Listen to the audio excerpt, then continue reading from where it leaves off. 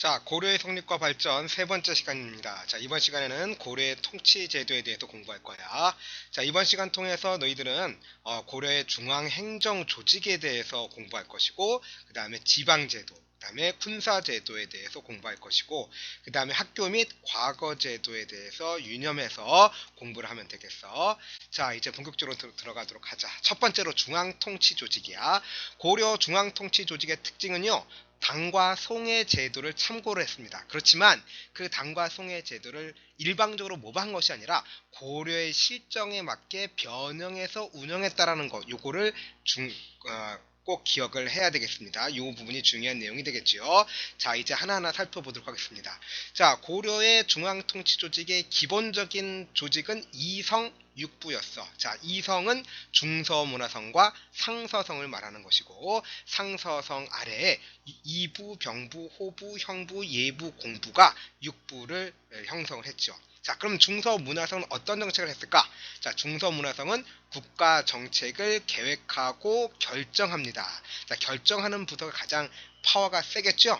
자, 그 다음에 이 중서문화성의 장관이 누구냐면 문화시중이야. 그래서 이 문화시중이 국정을 총괄하는 역할을 하도록 했다. 자, 그럼 중서문화성에서 국가정책을 결정했으면 집행을 해야 될 거 아니야. 그 집행을 상서성에서 하는 거야. 그럼 국가의 사무가 종류가 많잖아. 그래서 이부, 병부, 호부, 형부, 예부, 공부에서 나누어서 하는 거야. 예를 들어서 이부는 관리의 인사를 담당하고, 병부는 당연히 군사, 국방, 호부는 국가 재정정책, 형부는 법률, 예부는 교육과 의례, 공부는 토목공사를 담당하도록 했습니다.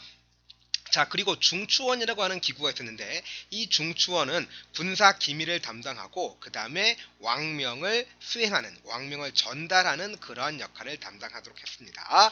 한편으로 그 관리들의 감찰도 필요하겠지. 부정부패를 저지르는 그런 관리들을 처벌해야 될 거 아니야. 그런 역할을 했던 것이 바로 어사대야. 우리 암행어사 알지? 자, 그와 유사한 역할을 하는 거다. 자, 그 다음에 삼사라는 것이 있었는데, 삼사는 화폐와 곡식의 출납을 담당하는 회계기관이었어. 자, 조선시대의 삼사와는 틀리다. 요거 좀 기억을 하도록 하고, 그 다음에 정말로 중요한 게 나온다. 고려만의 독자적인 기구, 고려의 중서문화성이라든가 상서성이라든가 이런 것들은 당이라든가 송나라에 있단 말이야. 그런데 요 제도는 당나라든가 송나라에는 없는 거야. 고려만 있는 고려만의 독자적인 기구야. 그러니까 중요할 수밖에 없겠지. 자, 이 고려의 독자적인 기구는 무엇이 있었냐면 국방 문제를 담당하는 도병모사 마사와 법률과 제도를 담당하는 식목도감 등이 있었어. 그러면 이 도병모사와 식목도감에는 어떤 사람들이 참여를 하느냐? 바로 핵심 기구라고 할 수 있는 중서문화성과 중추원의 그 중에서도 고위 관리, 즉 2품 이상, 몇 품? 2품 이상의 고위 관리가 참여하는 거야. 이들이 그러니까 이러한 국가의 중요한 문제를 여기서 처리를 하는 거지. 따라서 이런 것들은 고려의 귀족 정치의 특징을 보여주는 거야. 자, 우리 고구려의 제거회의, 백제의 정삼회의, 신라의 화백회의 있었잖아. 귀족들이 모여서 국가 중대사를 결정한 이러한 귀족회의를 계승한 그러한 기구였다라고 알아두면 되겠어. 자, 그 다음에 중서문화성의 3품 이하의 관리를 낭사라고 하고, 이들 낭사와 그 다음에 관리를 감찰하는 어사대 관원들을, 이들을 뭐라고 불렀냐면 대간이라고 불렀어. 대간. 그런데 이 대간은 어떤 역할을 하냐면 왕과 관리의 잘못을 지적하는 역할을 하고, 또 왕이 관리를 임명할 때 그것이 잘못이다라고 하면 동의권을 행사를 할 수가 있었어요. 그러니까 왕이 어떤 관리를 임명하려고 하면 대간의 동의를 얻어야 임명할 수 있었다라는 거지. 따라서 이런 것들은, 이런 대간이라는 것은 왕권을 제한하고 또 관리들을 감찰하기 때문에 정치 운영에 있어서 견제와 균형의 역할을 했다라는 것도 꼭 알아둬야 할 내용이 되겠다. 자, 그러면 이제 지방행정제도를 공부하자. 우리 성종 때 최승로의 건으로 처음으로 12목이 설치돼서 지방관이 파견됐다는 거 얘기했지? 자, 그 이후에 최종적으로 고려의 지방제도는 5도 양계로 정비가 된다. 자, 그럼 5도와 양계를 알아둬야 되겠지? 자, 일단 양계는 뭐냐면 국경지역이야. 가장 북쪽의 북계, 동계 합쳐서 양계하는 거야.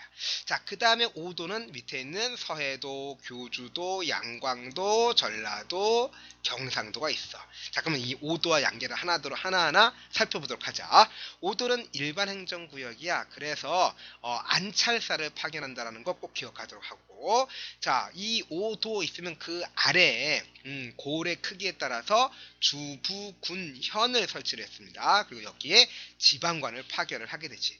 자, 그러니까 이렇게 행정구역이 정비되기 전에는 호족들이 자기 그 지역을 다스렸잖아. 그런데 지방관이 오게 되니까 호족들은 그 지방관을 보좌해주는 향리로 그 지위가 격화되는 거야. 그러니까 그 지방을 실질적으로 통치하는 것이 아니라 통치는 지방관이 하고, 향리들은 조세를 징수한다거나 역을 징발한다거나 하는 하급의 실무직만 담당하게 되었다는 얘기야. 자, 그 다음에 또 알아둬야 될 것이 이 양계야. 자, 양계는 군사행정구역이지 군사적으로 중요한 지역이기 때문에 그래. 따라서 여기는 안찰사가 아니라 병마사를 파견했어. 기억해두자. 5도에는 안찰사, 양계는 병마사. 차이점 구별 알겠지? 자, 그 다음에 고려는 3개의 서울을 두었어. 기본적인 도읍지는 개경이고, 개경 외에도 서경과 동경. 서경은 평양. 북진정책의 전진기지다. 기억나지? 그러다가 동경 대신 오늘날 서울인 남경으로 대체되기도 했다. 자, 고려의 지방지대 특징, 이거 중요한데 잘 기억을 하도록 하자. 자, 일단 고려의 지방지대 특징은 지방관이 파견되는 주현보다 그렇지 않은 속현이 더 많다라는 얘기야. 다른 말로 하면 모든 고을에, 모든 군현에 지방관이 파견된 것이 아니라는 말이야.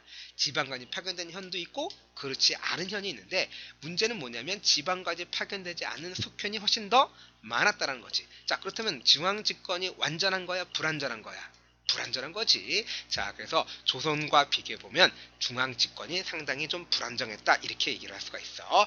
자, 두 번째 특징은 향, 부곡, 소와 같은 특수 행정구역이 설치가 돼 있었다는 거야. 자, 우리 통일신라 때는 향이라든가 부곡과 같은 그런 특수 행정구역이 있었는데, 이 외에도 고려시대에는 수공업 생산을 담당하는 소라고 불리는 특수 행정구역이 있었다. 그 이들 향, 부곡, 소에 거주하는 백성들은 일반 군현에서 거주하는 백성들보다는 좀 차별을 받게 됩니다. 나중에 신분제도에서 다시 보도록 할게요. 자, 그 다음에 향리는요, 조세라든가 공물의 징수, 그 다음에 역의 징발 등 행정 실무를 담당했다. 자, 얘네들은 원래 뭐였다고? 그렇지, 호족이었지. 근데 이제 지방제도가 정비가 되면서 이 호족이 향리로 격화되는 거야. 자, 그 다음에 세 번째로 군사제도를 보자. 군사제도 공부하려면 중앙군하고 지방군 봐야 될 거 아니야. 기억나니? 통일신라 중앙군, 구서당, 지방군 10점. 그렇지? 자, 고려시대로 가게 되면 중앙군은 국왕의 친위 부대인 2군과 그 다음에 수도와 국경을 방어하는 6위. 그러니까 중앙군은 2군 6위로 편성되었다라는 거야. 그런데 특징은 이들 중앙군은 직업이 군인이야. 따라서 국가가 이들에게 그 생계를 유지할 수 있도록 군인전을 지급을 했고요. 그 역은 세습이 됐습니다. 그러니까 아버지가 군인이면 아들도 보통 군인으로서 그 역을 세습을 했다란 말이야. 자, 한편 지방군은 5도와 양계가 있었잖아. 5도에는 주현군을 배치를 했고요. 양계는 주진군을 설치를 했습니다. 그러니까 5도 아래는 주, 부, 군, 현을 두기 때문에 거기에를 방어하는 군대를 주현군이라고 했고, 양계 아래에는 국방상 요충지에 진을 두었기 때문에 그곳을 지키는 군대를 주진군이라고 한 거야. 그러니까 이것도 차이를 기억을 해야 되겠지. 자, 정리하면 5도에는 안찰사를 파견하고 그곳을 지키는 방어하는 군대는 주형군이고, 양계는 병마사를 파견했고 그것을 방어하는 군대는 주진군이었다는 거죠. 자, 한편 이런 것들은 남자들만 가능했겠지. 그래서 16세에서 60세 미만의 양인 장정들이 군역을 담당을 했습니다. 자, 그 다음에 관리 등용제도를 보겠습니다. 우리 광종 때부터 과거제가 실시됐다라고 했지요. 자, 고려의 관리 등용제도, 고려 시대에 관리가 될 수 있는 법은 두 가지가 있습니다. 첫 번째는 과거제, 두 번째는 음서제야. 자, 과거는 유교 경전을 시험한다라고 얘기를 했죠. 보통 그거는 문과만을 얘기해. 이들 문과 말고도 잡과와 승과가 있었어. 자, 그렇지만 여기서 무과는 실시되지 않았다라는 거 요거 좀 꼭 기억을 하도록 하자. 고려시대에는 무과가 실시되지 않았어요. 자, 신분상 양인이면 누구나 다 응시는 가능했다. 그러나 실제적으로 일반 평민들이 과거를 통해서 관리가 된 일은 거의 없다라고 보면 돼. 자, 특히 일반적으로 과거라고 하면 문과를 얘기하는데 문과는 제술과와 명경과로 구분됐고 이들이 바로 합격을 하게 되면 문관이 되는 거지. 자, 주로 귀족과 향리의 자제가 응시했습니다. 자, 과거제는 이제 능력이 있어야 합격을 하는 거잖아. 그런데 고려시대는 능력뿐만이 아니라 그 가문이 백으로도 쉽게 말하면 백으로도 관리가 될 수 있었어. 이게 음서야. 가문이 빵빵하면 가문의 음덕으로 조상덕을 봐서 관리가 될 수 있다는 거지. 그래서 공신이라든가 종신의 자손, 특히 5품 이상 관리의 자손들은 시험을 보지 않고도 과거를 보지 않고도 관리가 될 수 있는데 이것이 음서제였다는 거지. 따라서 5품 이상 관리들은 그 지위를 계속해서 세습해 나갈 수 있다라는 거지. 따라서 이러한 음서제는 고려 관료 제도가 귀족적인 특징을 보여주고 있다라는 그러한 내용을 여러분들이 기억을 하면 되겠다. 자, 그 다음에 교육제도를 마지막으로 볼게. 교육제도는 당연히 유교 이념을 바탕으로 해서 국정을 운영했다라고 얘기했잖아. 그러니까 유교 교육 강조해야 되겠지. 그래서 중앙에는 국립대학인 국자감을 두었고 지방에는 향교를 두었다. 자, 그런데 고려 중기에는 최충이라는 사람이 구제학당을 설치한 이후에 사립학교가 막 생기는 거야. 그래서 모두 12개의 사립학교가 있었다. 이것을 사학 12도라고 해. 그런데 이 사학 12도가 과거 시험을 볼 때 더 효과적이었단 말이야. 그러니까 과거의 합격 비율이 더 높은 거야. 국자감이나 향교보다. 그러다 보니까 많은 사람들이 이제 이런 사학에 사립학교에 들어가게 된 거지. 그래서 사학 12도가 융성해졌고 따라서 국자감 교육이 좀 위축되는, 그러니까 관학 교육이 좀 위축되는 결과를 가져왔고, 이를 좀 만회하기 위해서 단과대학인 칠제라든가 그 다음에 장학금 제도라고 할 수 있는 양형고를 설치해서 관학을 진흥시키고자 했다라는 것도 알아둬야 되겠어. 자, 지금까지 고려 통치제도를 봤고 오늘 좀 외울 내용이 상당히 많다. 잘 좀 기억해두고 수업 시간에 발표 수업 들으면서 더욱더 내용을 좀 구체화하도록 하자. 자, 다음 시간에는 문벌 귀족사회 성립과 동요하는데 중요한 내용이야. 이자겸, 매난, 묘청의 서경천도 운동 나오는데 아주 중요한 부분이니까 더 잘 들어야 되겠지. 듣느라고 수고 많았어. 자, 수업 시간에 만나자. 안녕.